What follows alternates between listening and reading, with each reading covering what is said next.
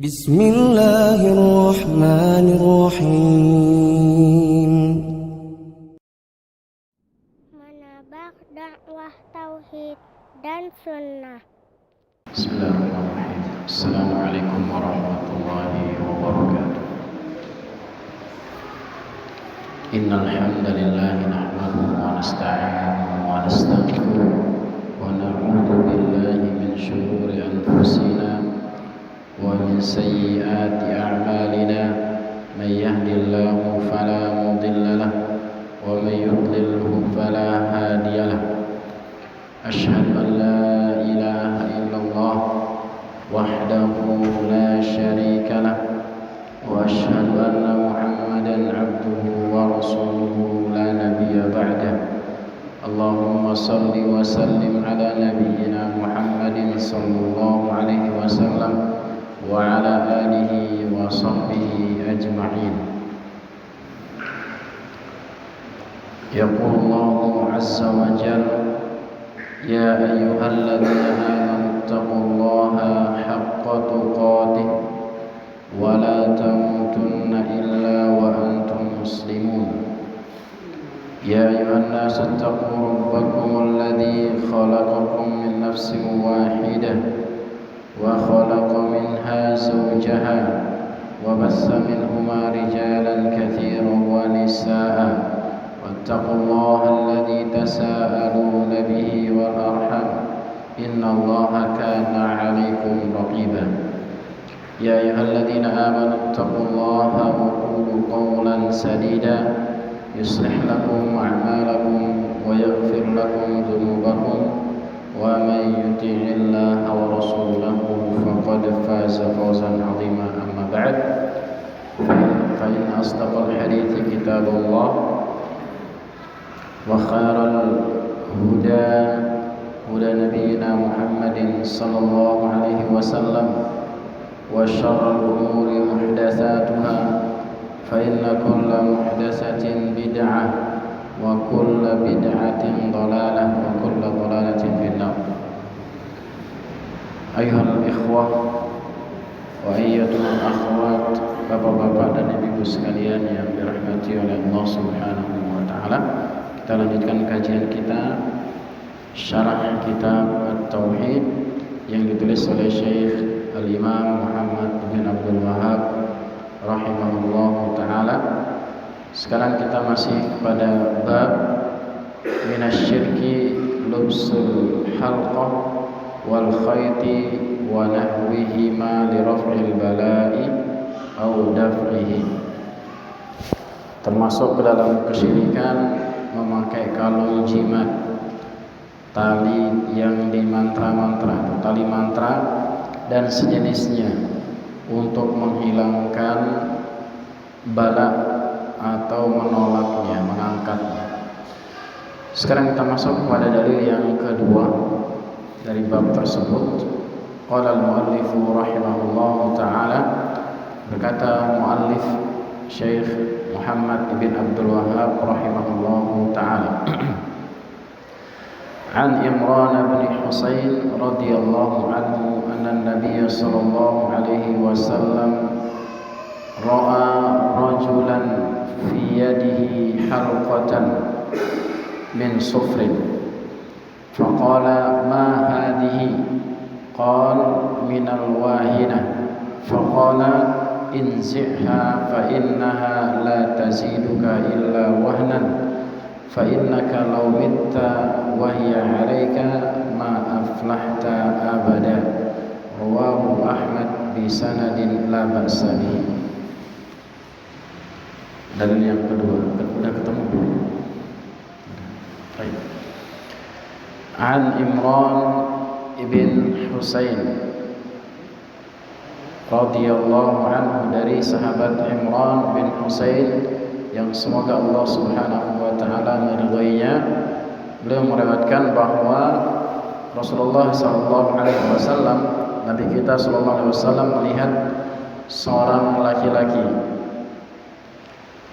yang di tangannya itu ada halqah dari sufur atau ada gelang dari kuningan. bukan dari kuningan ini ya, tapi bahannya kuningan. Ya, seperti gelang-gelang yang biasa banyak orang pakai. Kemudian Nabi SAW bertanya, "Mahadihi, apa yang kau pakai ini? Apa ini?" Kemudian dia menjawab, "Minal wahina." Saya memakai ini wahai Rasulullah untuk mengangkat penyakit. Sebabnya dia memakai itu untuk mengangkat apa? Penyakit, untuk menolak penyakit yang yang dia derita. Kemudian Nabi SAW perintahkan, "Inzi'ha." Lepaskan dia, lepaskan gelangmu. Fa innaha la taziduka illa wahnan. Sesungguhnya tidaklah menambah kepadamu kecuali kelemahan, kecuali lemah. Karena seorang yang memakai jimat itu biasanya apa? Menggantungkan dirinya kepada jimat. Kalau lagi nggak pakai jimatnya biasanya apa? Kayak ada sesuatu yang kurang, nggak berani kemana-mana biasanya. Fa innaka law mitta, kata Nabi SAW, kalau kau mati, wahya alaika, kemudian kau masih pakai gelang tersebut, ma aflahta abada, kau tidak akan selamat selama-lamanya. Ya, artinya apa? Artinya dia tidak akan diampuni oleh Allah Subhanahu wa taala kalau dia mati masih pakai gelang tersebut. Nanti akan dijelaskan apakah dia termasuk syirik besar atau syirik kecil. Kemudian kita baca lagi dalil yang selanjutnya karena masih ada kaitannya. Walahu, dan darinya juga, an Uqbah bin Amir radhiyallahu anhu marfu'an, secara marfu dari Uqbah bin Amir, bahwa beliau mengatakan, "Man ta'allaqa tamimatan fala atammallahu lahu." Siapa saja yang memakai jimat, semoga Allah Subhanahu wa taala tidak akan menyempurnakan baginya. Wa man ta'allaqa wada'atan fala wada'allahu lahu. Dan juga siapa saja yang memakai batu, yakni wada'atan ini bisa diartikan batu yang diambil dari laut, biasanya kata syarah. Maka Allah tidak akan memberkahinya dalam, atau tidak akan memberkahinya di dalam ketenangan. Dia tidak akan pernah tenang. Bagi orang-orang masih ada kaitannya dengan jimat tadi.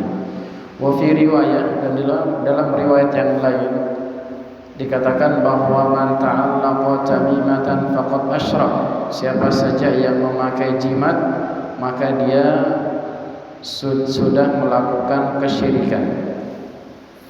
Wal ibni Abi Hatim an Hudzaifah annahu ra'a rajulan fi yadihi khaytun minal huma faqata'ahu. Dan dari Ibnu Abi Hatim dari Hudzaifah bahwasanya dia melihat seorang laki-laki yang di tangannya ada gelang dari jimat untuk biar dia sembuh dari demam. Al-humma itu maksudnya demam. Faqata'ahu, kemudian dia memutus gelang tersebut. Wa ta'ala qaulahu, kemudian dia membacakan firman Allah Subhanahu wa taala, "Wa ma yu'minu aktsaruhum billahi illa wa hum musyrikun." Dan tidaklah kebanyakan di antara kalian itu beriman kepada Allah kecuali dia juga melakukan kesyirikan. Para jemaah yang dimuliakan oleh Allah Subhanahu wa taala, kita bacakan dalil yang kedua, apa yang dikatakan oleh Syekh Muhammad bin Shalih Al-Utsaimin rahimahullahu taala. Beliau mengatakan bahwa ketika hadisnya disebutkan bahwa ra'a rajulan, di sini rajulan maksudnya apa? Seorang laki-laki, enggak disebutkan siapa dia. Ya, enggak disebutkan siapa dia, namun beliau mengatakan ini enggak apa-apa. Kenapa?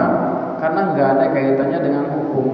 Siapapun dia, hukumnya tetap sama maksudnya. Ya, li'annal muhim bayanul qadhiyati wa hukmiha, yang penting, yang menjadi tujuan hadis ini adalah menjelaskan tentang hukumnya, bukan tentang orangnya. Akan tapi beliau mengatakan ada dijelaskan di dalam riwayat yang lain bahwa orang tersebut adalah yang meriwayatkan hadis ini, Imran ibn Husain. Dia meriwayatkan dirinya sendiri, namun beliau menggunakan uslub seseorang, dan ini tidak mengapa. Mungkin banyak tujuannya, yang bisa jadi agar bukan dia pelakunya, dia ingin bertanya tentang hukum, dia mengatakan seperti itu. Baik. Intinya di dalam hadis-hadis seperti ini tidak mengapa ya, orang misalkan tidak disebutkan siapa orangnya, karena tidak ada kaitannya tentang perubahan hukum yang ada dalam hadis tersebut. Kemudian beliau mengatakan wal halqah was-sufur marfu'an. Adapun gelang dari emas itu sudah kita ketahui. Gelang, ada yang pakai gelang kan? Baik. Itu ada yang pakai gelang, jam.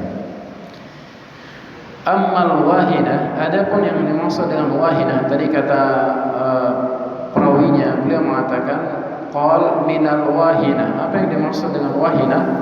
Yang dimaksud dengan wahinah adalah fawaj'un fil dhara'i wal adu, yaitu sakit yang terdapat di tangan atau yang ada di lengan. Jadi dia memakai gelang itu agar penyakit yang ada di tangan atau di lengannya itu terangkat, sembuh maksudnya. Kemudian ma'aflahta al-falah huwa an-najah. Yang dimaksud dengan al-falah di sini adalah keselamatan minal marhum, dari sesuatu yang tidak diketahui, dari sesuatu yang tidak disukai, wa husulul matlub, dan dari mendapatkan apa yang diinginkan. Ini maksudnya dari falah. Jadi orang yang memakai gelang dari berupa jimat ini tidak akan pernah selamat, Pak. Ya, biasanya dia apa?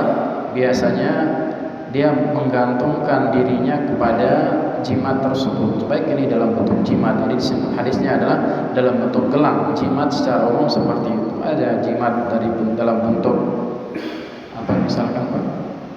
Keris mungkin ya. Ada jimat dalam bentuk apa lagi? Ada yang dulu pakai jimat Pak? Enggak tahu katanya. Dari apa? Dari raja ya. Ditulis kemudian dijadikan kalung dan yang semisalnya. Maka ini biasanya menggantungkan harapannya kepada jimat tersebut. Makanya Nabi SAW mengatakan di sini tidaklah menambah kecuali kelemahan. Orang makin lemah. Tadi kita katakan kalau nggak pakai maka seperti kehilangan sesuatu. Dia nggak berani kemana-mana. Kalau dia ketinggalan dia ambil lagi jimatnya. Inilah orang-orang yang bergantung kepada apa? Bergantung kepada jimat. Hadzal hadis munasibun lil babi munasibatan tammatan. Hadis yang mulai ini adalah sesuai dengan bab, dengan kesesuaian yang sempurna, karena kita sedang membahas apa? Tentang jimat, baik itu kalung ataupun gelang-gelang dan yang semisalnya. Lianna hadzal rajula labisa halqatan minas safar, karena orang yang dalam hadis ini memakai gelang dari kuningan, dari mungkin tembaga ya, seperti tembaga. Imma lidaf'il bala, dengan tujuan untuk bisa jadi untuk menolak bala, atau liraf'ihi, atau untuk mengangkat bala atau penyakit tersebut. Itu tujuannya, biasanya ada dua. Dan yang namanya jimat ini para jamaah yang dilakukan oleh Allah Subhanahu wa taala biasanya adalah berkaitan dengan urusan dunia. Ya, imma itu kekayaan ataupun biar kebal dan yang semisalnya. Tidak ada jimat yang berkaitan dengan agama. Ada enggak jimat biar kuat tilawah malam? Enggak ada. Jimat biar nanti kuat sholat malam? Enggak ada. Yang ada hanyalah urusan dunia, entah itu kekayaan, wanita seringnya, laki-laki bagi wanita dan yang semisalnya dalam urusan dunia.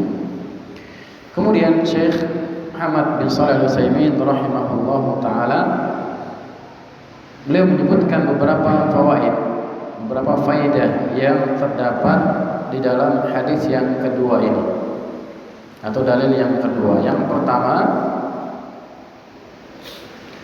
annahu yanbaghi liman arada inkarul munkar an yas'al awwalan 'anil hal. Bahwa bagi seseorang yang ingin mengingkari kemungkaran, maka dia wajib bertanya terlebih dahulu. Dia wajib istilahnya tabayun, ya, biar kemungkaran yang akan dia ingkari benar-benar mungkar. Bisa jadi orang ada yang memakai sesuatu belum tentu dia itu jimat, maksudnya misalkan berkaitan dengan jimat. Ada orang pakai gelang yang mungkin dengan tujuan apa gitu, ya bukan jimat, maka nanti beda hukumnya. Li'annahu qad yazunnu ma laysa bimunkarin munkara. Karena seorang terkadang bisa menilai, bisa mengira bahwa apa-apa yang bukan kemungkaran sebagai mungkar. Karena biasanya kita sebagai manusia itu kalau kepada orang lain itu biasanya suuzon. Nggak tahu ini di Bapak ada apa enggak? Mungkin enggak Bapak. Tapi kalau untuk diri sendiri biasanya apa? Lebih kebanyakan husnuzonnya. Benar enggak Pak? Kalau lihat orang, kayaknya nih boncengan sama orang ini kayaknya bukan mahram ya. Tapi kalau kita sendiri kebanyakan husnuzonnya, saya kayaknya udah insyaallah dapat ampunan, nggak apa-apa kalau saya. Tapi kalau sama orang apa? Sama orang biasanya kita lebih mengedepankan suuzon. Maka di sini Nabi SAW mengajarkan kepada kita, kalau kita ingin mengingkari kemungkaran, jelas dulu di mungkar apa enggak. Maka Nabi SAW di sini mengatakan apa ini, mahadihi, apa ini. Maka dia bertanya, dia menjawab bahwa ini adalah apa? Jimat, ya, untuk menolak atau mengangkat penyakitnya. Maka di sini jelas bagi kita bahwa uslub mengingkari kemungkaran juga harus memiliki apa? Tata cara. Jangan sampai kita mengingkari kemungkaran yang satu bukan kemungkaran, yang kedua menimbulkan kemungkaran yang lebih besar. Ini juga penting. Maka disebutkan bahwasanya Nabi SAW memberikan 3 tingkatan bagi orang-orang yang mengingkari kemungkaran. Kalau mampu, rubah dengan apa? Tangan, dengan kekuasaan. Man ra'a minkum munkaran falyughayyirhu bi yadihi. Rubahlah dengan tangannya atau kekuasaannya. Misalkan sebagai seorang bapak, sebagai seorang kepala keluarga, maka harus menggunakan kekuasaannya. Ya, karena dia kita semuanya sebagai kepala keluarga yang memiliki rumah itu, yang memiliki semua yang ada di rumah, maka kita harus bisa merubah kemungkaran dengan kekuasaan kita. Fa'ilam yastati', kata Nabi SAW, kalau nggak mampu maka falyughayyirhu bilisanihi, maka dia rubah dengan apa? Lisannya, dengan nasihat atau dengan omongan. Maka di sini Nabi SAW juga memerintahkan untuk melepaskan jimat tersebut.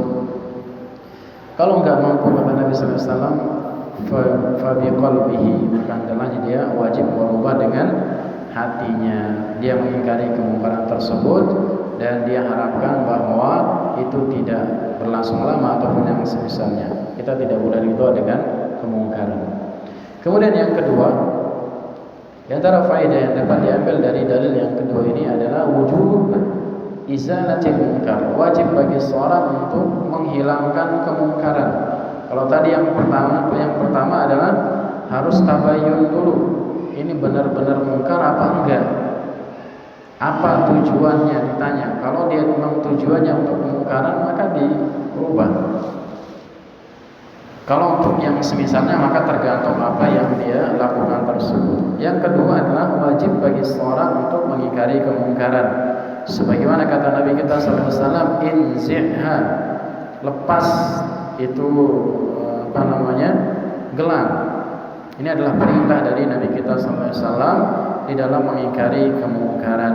Li'anna lubsaha munkarun, karena memakai gelang itu adalah sebuah kemungkaran. Ya, memakai gelang jimat itu adalah sebuah kemungkaran. Kemudian yang ketiga, di antara faedah yang dapat diambil dari dalil yang kedua ini adalah annal asbab allati la athar laha bi muqtada syar'i aw al-'adati aw at-tajribati la yantafi'u biha al-insan, bahwa sebab-sebab memakai gelang ataupun yang semisalnya, bukan, ini yang keempat. Yang kedua adalah bahwa sebab-sebab yang tidak ada asarnya, tidak ada efeknya, baik itu secara syar'i ataupun secara adat kebiasaan ataupun secara penelitian seperti kedokteran misalkan, ataupun herbalis ataupun yang semisalnya, la yantafi'u biha al-insan, tidak bermanfaat bagi manusia memakainya. Ya, jadi kalau memakai sesuatu obat, sebab kalau tidak ada dalil syar'inya atau tidak ada dalil secara kesehatan, maksudnya dari bukti kesehatan sebagai obat ataupun secara herbal, tidak ada seperti itu, maka tidak boleh dipakai. Karena itu bukan apa? Itu bukan obat. Itu biasanya mantra-mantra biasanya. Tapi itu tidak menjamin, ya, tidak menjamin bahwa itu bisa menolak bala atau mengangkatnya. Kemudian yang keempat, anna lubsal halqah li daf'il bala aw raf'ihi min asy-syirk, bahwa memakai gelang ataupun yang semisalnya. Gelang yang dimaksud di sini adalah gelang yang dijampe-jampe, gelang jimat, ya, bukan gelang yang dipakai ibu-ibu misalkan dari emas ataupun yang semisalnya, maka ini tidak termasuk. Gelang yang dimaksud di sini adalah gelang yang dijampe-jampe, ya, gelang jimat bahasa mudahnya, untuk mengangkat bala atau untuk menolak bala atau mengangkatnya. Ini termasuk kesyirikan. Berdasarkan sabda Nabi kita sallallahu alaihi wasallam, "Lau mitta wa hiya 'alaika ma aflahta abada." Kalau kau mati membawa gelang ini, membawa jimat ini, maka engkau tidak akan selamat selama-lamanya, tidak mendapatkan apa? Keselamatan. Kemudian di sini Syekh mengatakan, walakin hal hada syirkun akbar aw asghar, apakah dia termasuk syirik kecil atau syirik besar? Ada yang bisa menjawab? Sudah dibahas pada pertemuan sebelumnya. Jawabannya kata Syekh, sabaqa lana inda tarjamah, sudah kita jelaskan pada pertemuan yang lalu di penjelasan awal bab. Ada yang bisa menjawab, Pak? Tafadhol.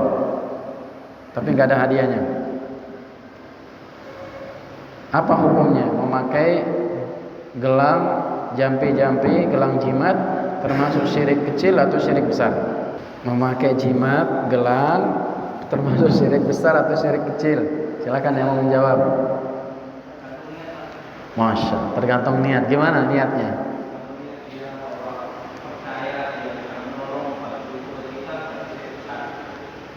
Kalau percaya bahwa jimat itu yang menolong, maka dia syirik besar. Kemudian kalau syirik kecil gimana?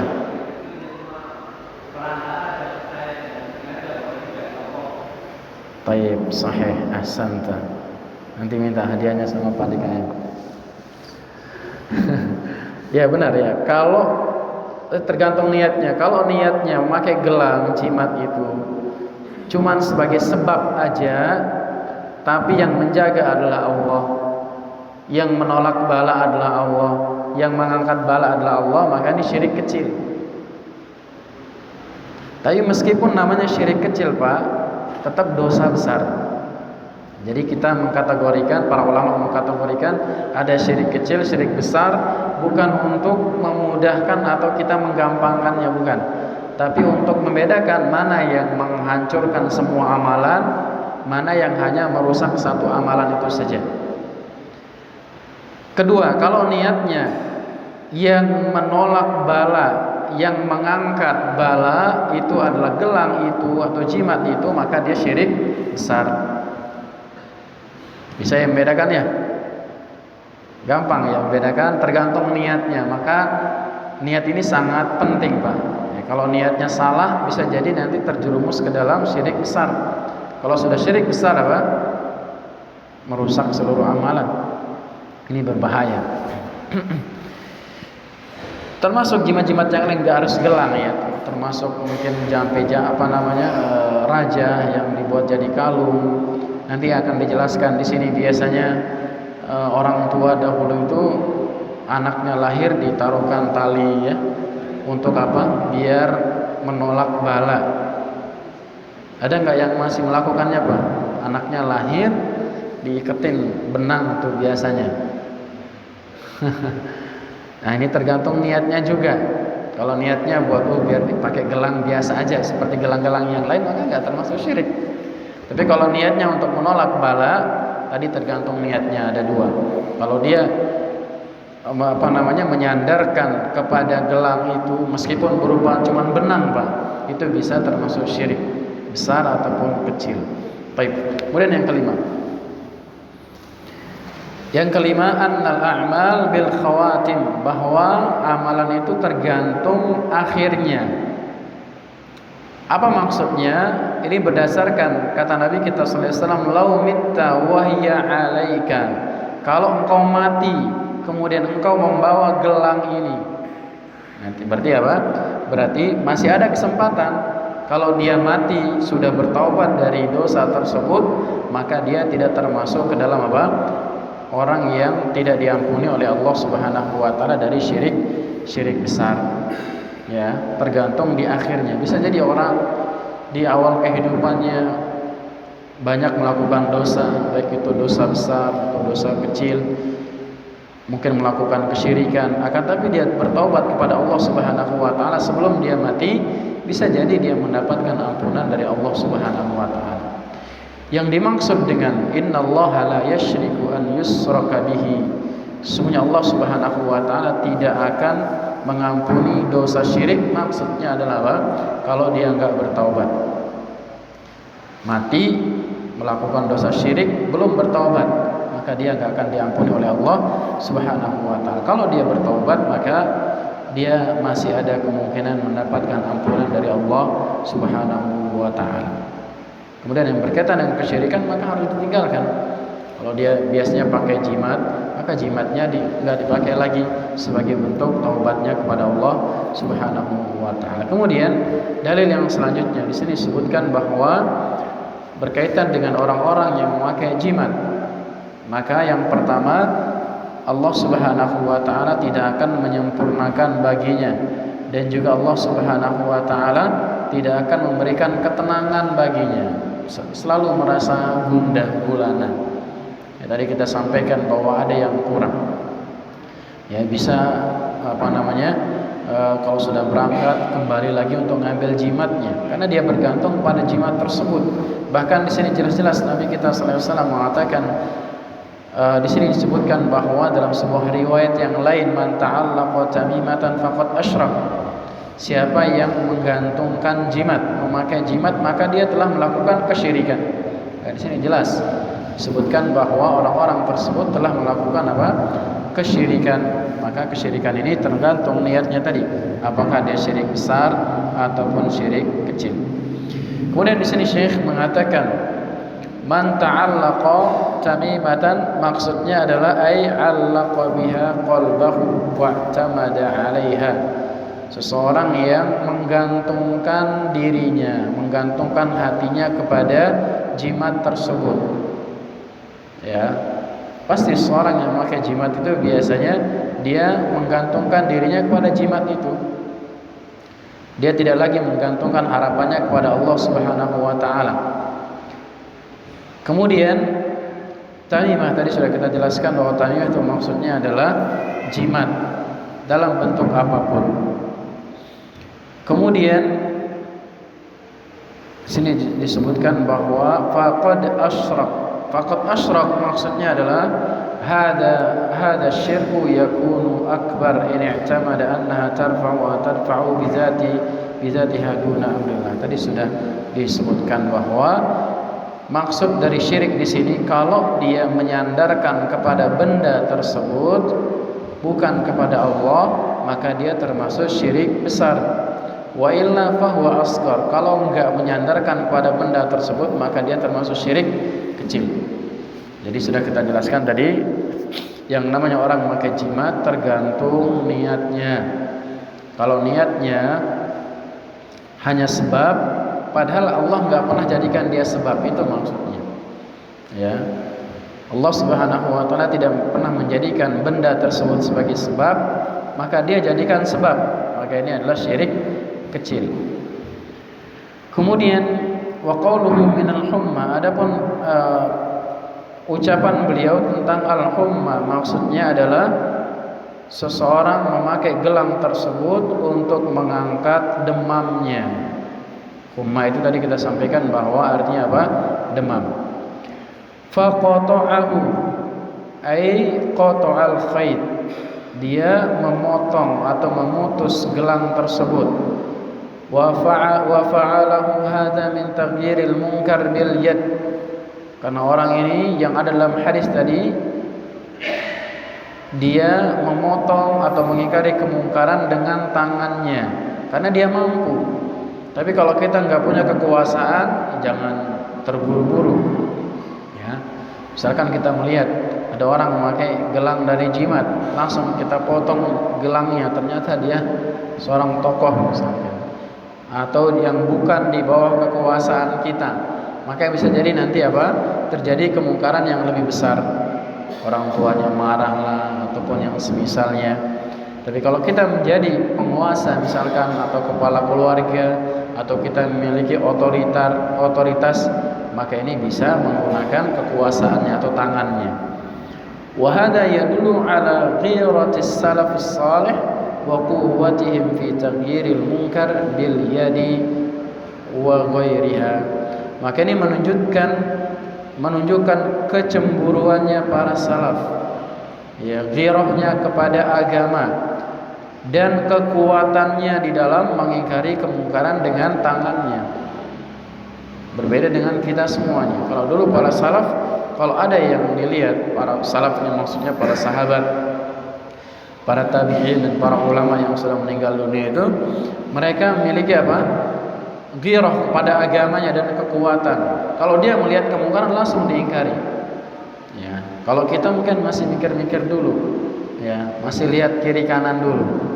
Terutama kalau terjadi kemungkarannya itu di luar atau di bawah, bukan di bawah kekuasaan kita semuanya. Dan ini juga termasuk hikmah di dalam berdakwah, hikmah di dalam mengingkari kemungkaran. Tidak semua kemungkaran itu harus dirubah dengan cara yang sama. Ya, kadangkala harus kita lebih mengedepankan nasihat dulu, ya, sebelum mengingkari dengan tangan kita. Ya, kalau kita mengingkari dengan kemungkaran dengan tangan, misalkan bisa terjadi hal yang lebih besar. Ya, sebagaimana yang terjadi di sebagian tempat, misalkan ada orang menaruh sesajen, misalkan naruh dupa, kemudian dia ingkari, dia tendang misalkan, atau dia buang, kemudian dilihat oleh orang. Nah, ini bisa terjadi apa? Kemungkaran yang lebih besar. Dahulu Nabi kita sallallahu alaihi wasallam berdakwah di Makkah berapa tahun? 13 tahun, Pak. Tidak pernah Nabi kita sallallahu alaihi wasallam iseng nempeleng itu patung-patung yang ada di Ka'bah. Enggak pernah. Ya. Begitu pula para sahabat, enggak pernah ada yang iseng-iseng untuk mungkin matahin patungnya satu. Ya, berhalanya orang-orang kafir Quraisy pada waktu itu tidak pernah. Lalu ketika mendapatkan kekuatan pada tahun 8 Hijriah, baru itu dirusak semua patung-patung yang ada di dalam atau di sekitaran Ka'bah. Jadi ini juga apa? Menunjukkan kepada kita bahwa mengingkari kemungkaran itu memiliki tahapan-tahapan, tidak bisa diingkari kalau kita tidak punya otoritas atau tidak punya kemampuan untuk mengingkari dengan tangan atau dengan kekuasaan kita semuanya. Baik, kemudian wa qauluhu wa ta'ala qaulahu ta'ala, kemudian yang mengingkari kemungkaran tersebut membacakan firman Allah Subhanahu wa taala, wa ma yu'minu aktsaruhum billahi illa wa hum musyrikun, ay wa ta'ala Hudzaifah hadhil ayah. Yang membaca ayat ini adalah Al-Hudzaifah Ibnul Yaman. dalam hadis tersebut. Ya, jadi bukan orang yang memotong gelang tersebut, tapi yang membacakan adalah perawi, yaitu Hudzaifah ibnul Yaman. Wal muradu bihi al musyrikuna alladziina yu'minuna bi tauhidir rububiyyah wa yakfuruna bi tauhidil uluhiyah. Dan yang dimaksud dengan kebanyakan atau banyak orang yang beriman kepada Allah namun dia melakukan kesyirikan adalah orang-orang musyrik. Yang dimaksud dalam ayat ini adalah orang-orang musyrik yang mereka beriman kepada tauhid ar-rububiyah namun mereka kufur kepada tauhid al-uluhiyah. Apa maksudnya? Orang-orang musyrikin dahulu mereka meyakini yang menciptakan langit dan bumi itu adalah Allah, yang mengatur alam semesta adalah Allah, yang memberikan rezeki adalah Allah Subhanahu wa taala. Namun mereka di dalam ibadah melakukan kesyirikan. Ya, mereka di dalam ibadah melakukan apa? Melakukan kesyirikan. Bahkan mereka bernazar pada patung-patungnya, menyembelih di hadapan patung-patung mereka. Mereka melakukan kesyirikan.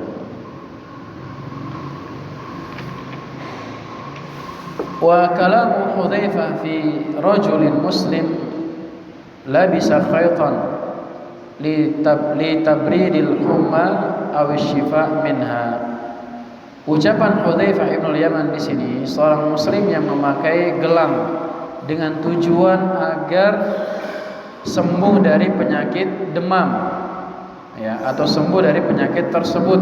Wa fihi dalilun ala anna al-insan qad yajtami'u fihi imanun wa syirkun.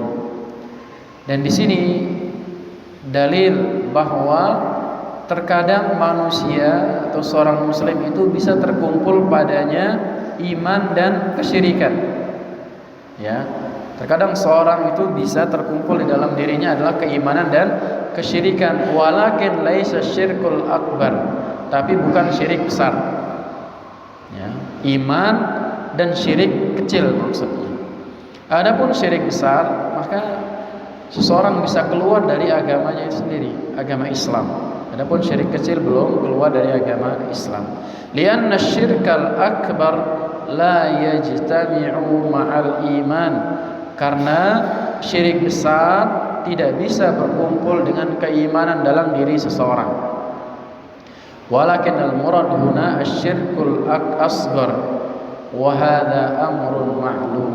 Akan tapi yang dimaksud dalam dalil yang ketiga ini, syirik yang dimaksud adalah syirik kecil.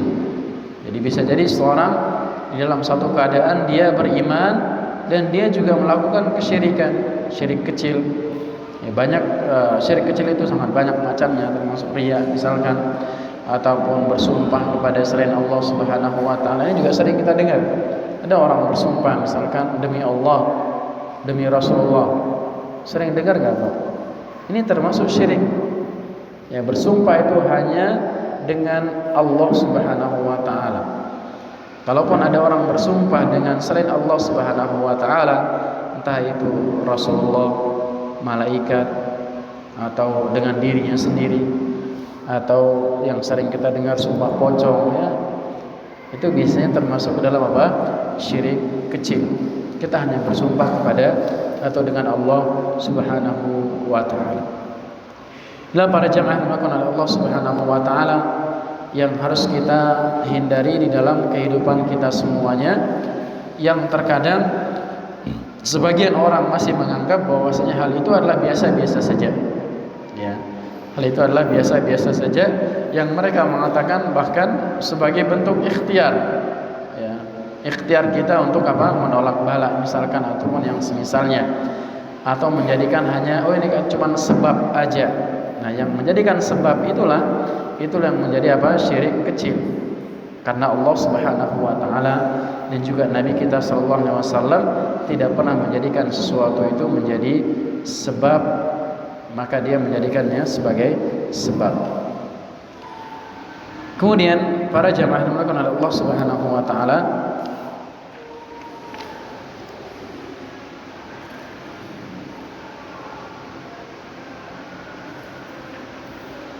fihi masail. Di sini disebutkan ada beberapa masalah di dalam bab yang sedang dibahas, sebelum beliau menyebutkan tentang dalil yang selanjutnya. Yang pertama, masalahnya adalah at-taghlidhu fi lubsil halqah wal khayti wa nahwihima li misli dzalika. Ini menunjukkan bahwa memakai gelang ataupun yang semisalnya ini adalah perkara yang sangat besar, perkara yang wajib kita hindari. Kemudian yang kedua, annas sahabi law mata wa hiya alaihi ma aflah, bahwa walaupun seorang sahabat kalau dia meninggal dengan membawa dosa syirik kecil, maka dia tidak akan pernah selamat.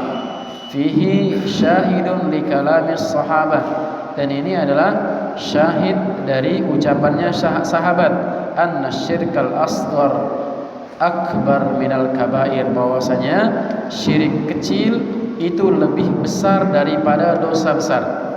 Ini sering kita sampaikan, syirik kecil lebih besar dari dosa besar. Sahabat saja kalau dia meninggal dunia, karena ini adalah bertanya adalah siapa? Seorang sahabat. Kalau dia meninggal dunia membawa dosa syirik, maka dia tidak diampuni oleh Allah Subhanahu wa taala dan tidak selamat.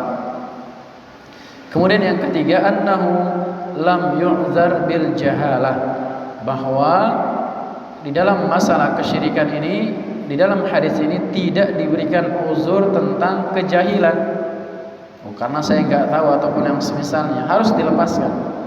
Ya, kalau dia sudah datang teguran misalkan atau bayyinah, maka harus segera ditinggalkan perkara tersebut. Kemudian yang keempat, annaha la tarfa'u fil ajilah bal tadur, bahwa orang-orang yang memakai jimat ataupun yang semisalnya ini tidak bermanfaat secara langsung. Ya, tidak bermanfaat secara langsung, akan tapi dia bisa memudaratkan secara perlahan, sedikit demi sedikit. Sebagaimana kata Nabi kita sallallahu alaihi wasallam, la taziduka illa wahnan, tidak akan menambah kecuali kelemahan. Semakin seorang pakai bertahun-tahun dan semisalnya, maka dia akan semakin lemah, semakin bergantung kepada benda tersebut. Kemudian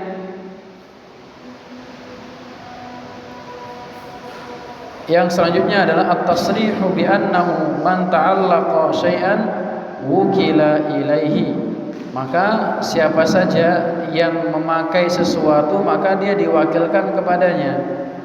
Ya, dia harus segera melepaskan, walaupun dia misalkan anak-anak. Ya, anak-anak dipakaikan maka harus segera dicopot. Harus segera dicopot, karena kasihan nanti anaknya. Bukan menambah sebagai orang yang soleh. Bahkan bisa bisa nanti dia menganggap kalau sudah besar ini adalah sebuah hal yang dibenarkan oleh syariat kita semuanya. Kemudian at-tasrihu bi anna man ta'allaqa tamimatan faqad asyrak, bahwa ini menunjukkan bahwasanya siapa saja yang memakai jimat maka dia sedang melakukan kesyirikan, sebagaimana perincian tadi yang sudah kita sampaikan. Kemudian yang selanjutnya adalah anna ta'liqal khayti minal humma min dzalika, bahwa orang-orang yang memakai gelang jimat untuk mengangkat atau menyembuhkan demam termasuk ke dalam hukum tersebut, termasuk kesyirikan. Kemudian selanjutnya adalah tilawatul Hudzaifah al-ayata dalilun ala anna as-sahabah yastadilluna bil ayati allati fi syirkil akbar ala al-asghar. Ketika Hudzaifah bin Yaman membaca ayat yang tadi kita sebutkan, bahwa mereka juga terkadang berdalil dengan ayat-ayat yang menunjukkan syirik besar, padahal itu adalah syirik apa? Syirik kecil. Kama dzakara Ibnu Abbas fi ayatil Baqarah, sebagaimana juga disebutkan oleh Ibnu Abbas. Tadi ayatnya adalah tentang apa? Syirik besar ayatnya, tentang orang-orang musyrik yang mereka beriman namun mereka musyrik di dalam al-uluhiyah. Kemudian yang terakhir, ad-du'a ala man ta'allaqa tamimatan annallaha la yatimmu lahu. Di sini juga menunjukkan bahwasanya doa kepada orang-orang yang memakai jimat, bahwasanya Allah tidak akan menyempurnakan baginya. Dan juga wa man ta'allaqa wada'atan fala wada'allahu lahu, dan doa bagi orang-orang yang memakai batu jimat maka dia tidak akan diberikan kebahagiaan. Ai tarakallahu lahu, maksudnya adalah Allah akan meninggalkan orang tersebut. Orang-orang yang memakai jimat, orang-orang memakai batu-batu jimat ataupun yang semisalnya, maka Allah Subhanahu wa taala akan meninggalkan orang-orang tersebut. Maka yang dapat kita sampaikan para jemaah, semoga yang sedikit ini bermanfaat untuk kita semuanya dan kita terhindar dari perbuatan kesyirikan, baik itu syirik besar ataupun syirik kecil. Subhanakallahumma bihamdika asyhadu an la ilaha illa anta astaghfiruka wa atubu ilaik. Assalamualaikum warahmatullahi wabarakatuh.